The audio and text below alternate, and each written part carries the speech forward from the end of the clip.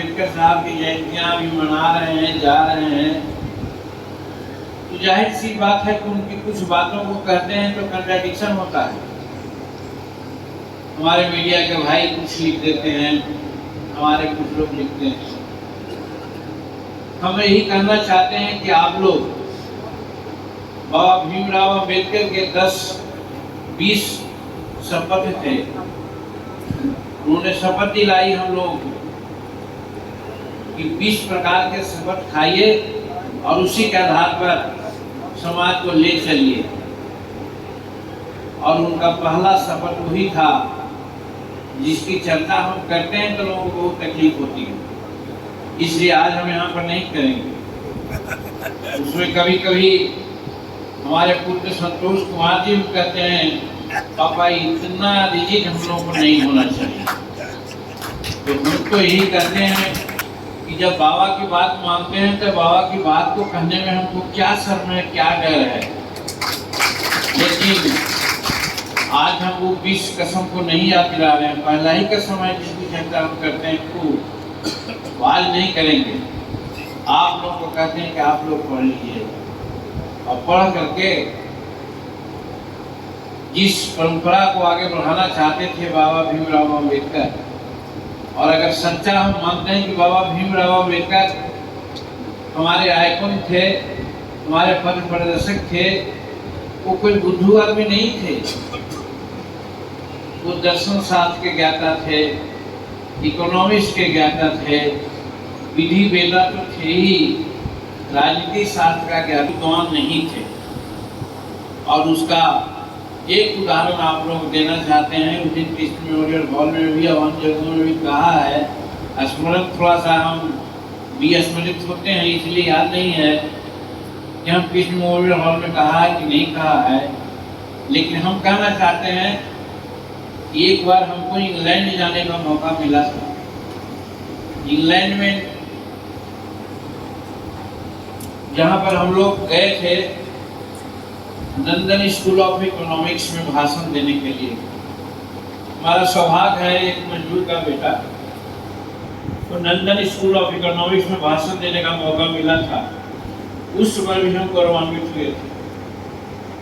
और यही अंजनी बाबू, यही होम सेक्रेटरी और कौन हमको 3 पन्ने का लिख के दिया था कि यही बोलना है।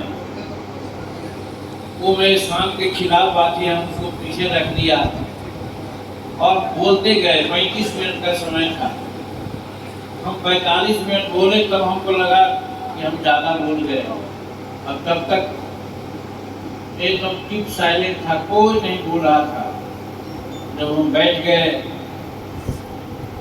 तो हमारे लोगों ने कहा, वहाँ पर खास करके पत्रकारों ने, कि आप तो सतह की बात की है, कहाँ आप पढ़े हैं, कहाँ अध्ययन किया है।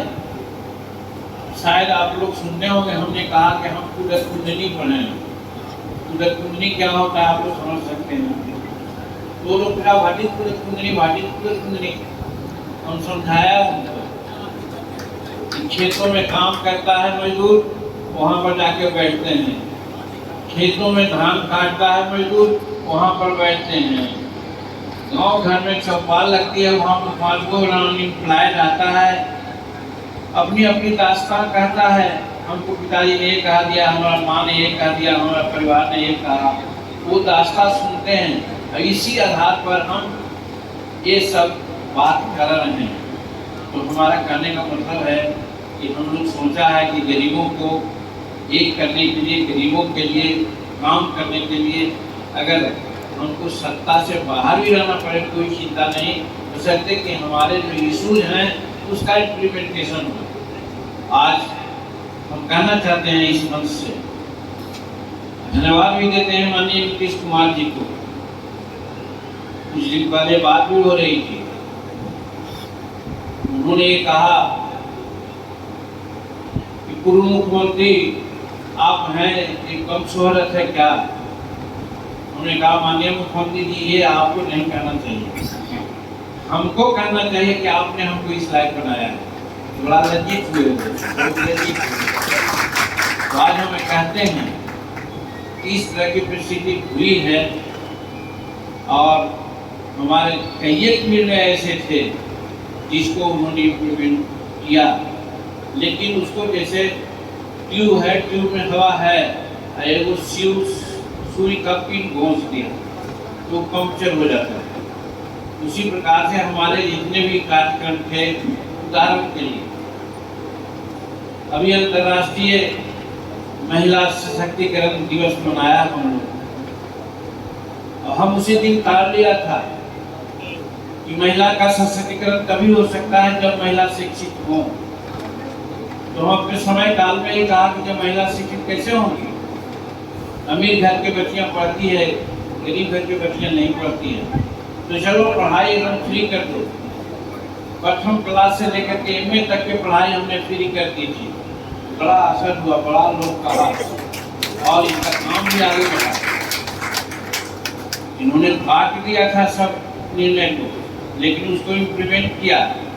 पिन क्या मारे हुए हैं कि कॉलेज में, यूनिवर्सिटी में जब बच्चे पढ़ते हैं जिनको फ्री पढ़ाने की बात है, तो उसको क्षतिपूर्ति अलाउंस मिलना चाहिए ना। तो क्षतिपूर्ति अलाउंस 4 वर्ष से नहीं दे रहे हैं, वही पिन मारे हुए कि हवा निकल रही है। तो कहने का मेरा मतलब है, इस तरह से फिर हम नौजवानों को ठेका में आरक्षण दिया था। हमारे नौजवान पर तोहमत लगती रहती थी कि ये गांव में मीटिंग करता है, अपना भाई परिवार को समझाता है कि तुम पढ़ो, अच्छा काम करो।